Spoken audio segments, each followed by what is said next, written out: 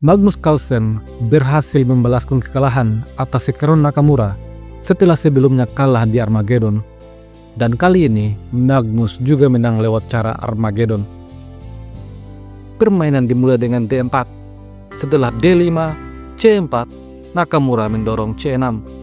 Ini adalah Slav defense. Kuda F3, kuda F6, dan kuda C3.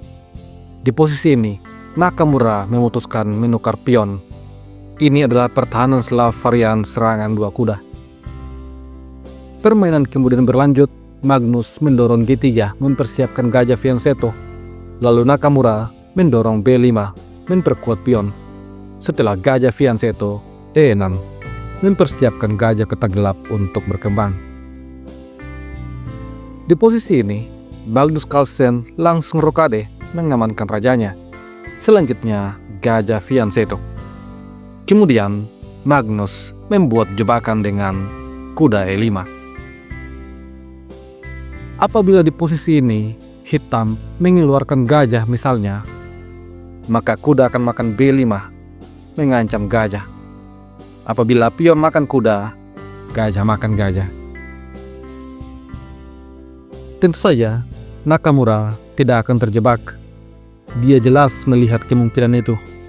Di posisi ini, Nakamura menempatkan menterinya di petak C8, menjaga gajah. Lalu Magnus mengganggu struktur pion dengan B3. Di posisi ini, Nakamura mendorong B4 sehingga kuda pindah ke petak A4. Setelah itu, C3. Pion-pion Nakamura betul-betul sangat mengganggu. Oleh karena itu, Magnus mengutus pion A3 untuk memutus rantai pion. Di posisi ini, Nakamura memainkan langkah terbaik, penyimbangan kuda B ke petak D7, menantang pertukaran kuda. Setelah itu, pion makan pion, dan gajah makan pion. Kemudian, Magnus Carlsen menantang pertukaran gajah. Hikaru Nakamura memilih mendorong A5 untuk menjaga gajah, dan di posisi ini, Magnus memainkan langkah brilian. Kuda makan pion.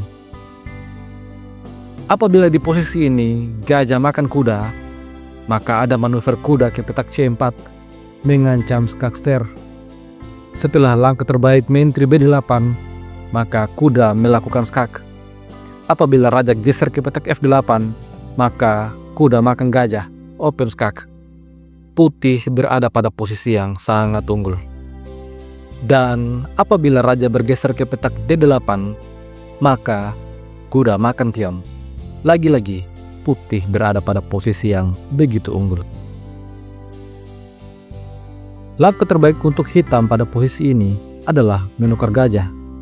Namun, Nakamura memilih untuk rokade. Sebuah langkah yang tidak tepat yang membuat Magnus tetap berada pada posisi yang sangat bagus. Di posisi ini, Magnus menukar gajah. Setelah pion makan gajah dan menyerang kuda, maka Magnus Carlsen memilih untuk makan kuda. Langkah ini menciptakan komplikasi. Apabila benteng makan benteng, maka kuda makan benteng dengan tempo skak. Setelah pion makan kuda, menteri makan benteng, pion makan kuda, menteri makan pion. Putih unggul satu pion dan memiliki formasi pion yang jauh lebih bagus. Bagaimana jika pion makan kuda? Maka kuda makan benteng. Setelah menteri makan kuda, benteng makan benteng, menteri makan benteng. Putih akan unggul kualitas karena masih punya benteng. Oleh karena itu, pada game sesungguhnya Hikaru Nakamura memilih kuda makan kuda. Lalu Magnus menyelamatkan kudanya ke petak A4. Setelah gajah A6 memberikan pining pada pion, Magnus memainkan menteri D2, mengancam pion. Nakamura merespon dengan gajah B5, membiarkan Magnus untuk makan pion. Hal ini akan membuatnya mendapatkan pion. Tentu saja Magnus tidak ingin hal itu terjadi. Oleh karena itu, benteng F langsung digeser ke petak C1. Di posisi ini, Nakamura menempatkan bentengnya di petak A6, lalu E3. Magnus Carlsen memperkuat struktur pionnya. Selanjutnya Nakamura menempatkan mentri A8, lalu Magnus mendapatkan 1 pion. Nakamura merespon dengan kuda B6 menantang pertukaran kuda. Tentu saja kuda tidak boleh makan kuda, karena apabila hal itu terjadi, maka benteng makan benteng. Dan apabila kuda ngotot makan mentri, maka benteng makan benteng. Skak. Setelah gajah mundur, benteng makan gajah. Kembali skak. Kalaupun raja ke petak G2, benteng makan kuda. Menurut engine, hitam akan unggul pada posisi ini. Oleh karena itu, Magnus Carlsen merespon dengan benteng C5. Lalu, kuda menyerang mentri. Selanjutnya, gajah makan kuda. Pion makan gajah. Di posisi ini, mentri mundur ke petak D2 adalah langkah terbaik. Namun Magnus Carlsen memilih dengan benteng mundur ke petak C1. Selanjutnya Nakamura mulai mengambil inisiatif menyerang lewat sayap raja. Dia mendorong H5, Magnus dorong H4, menghentikan laju pion. Setelah itu benteng E8 dan mentri C3. Kemudian mentri C8 mengincar pertahanan Raja Putih. Di posisi ini Magnus menempatkan kudanya di petak outpost sekaligus menantang pertukaran benteng. Benteng makan benteng, benteng makan benteng. Kemudian Nakamura mendorong G5. Di posisi ini Magnus Carlsen menukar pion dan H4. Nakamura membuang pion untuk membongkar struktur pion putih. Merespon hal ini, Magnus Carlsen mendorong pion E4, membiarkan hitam mendapatkan pion. Hal ini demi mempertahankan pertahanan di baris ketiga. Kemudian Nakamura mengambil pion. Lalu benteng E1, mentri G4. Olehnya itu, mentri E3 memberikan penjagaan pada pion.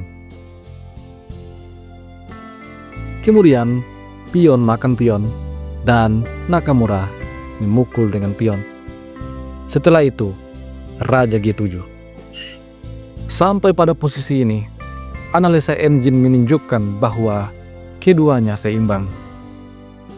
Karena ini adalah babak Armageddon, maka Nakamura hanya butuh hasil imbang, sedangkan Magnus perlu mencari kemenangan. Magnus kemudian membawa rajanya ke petak G2, memberikan penjagaan pada pion. Lalu, Nakamura membawa benteng ke petak H8, berupaya untuk menyerang. Di posisi ini, mentri ke petak F4 adalah langkah terbaik. Akan tetapi, Magnus Carlsen memilih mentri makan pion, menantang pertukaran mentri. Dan posisi ini cenderung seimbang apabila mentri makan pion G5. Namun demikian, Hikaru Nakamura terlalu ingin menang. Dia kemudian menyerang raja. Skak. Sebuah langkah yang membuat Magnus berada pada posisi unggul.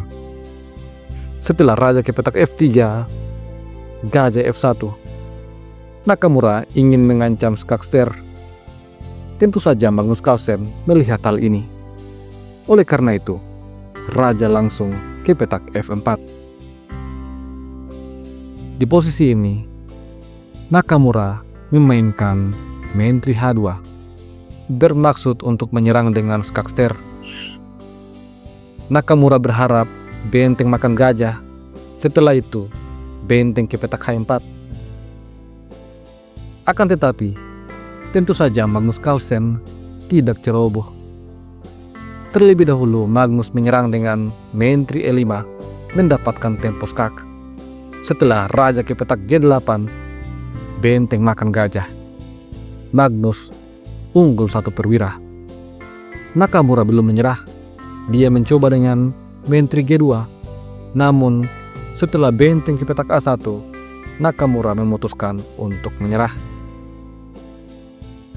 Apabila permainan dilanjutkan dengan main trik ke petak F2 misalnya, maka raja sembunyi di petak G4. Dan setelah itu, hitam kehabisan tempat untuk melakukan skak.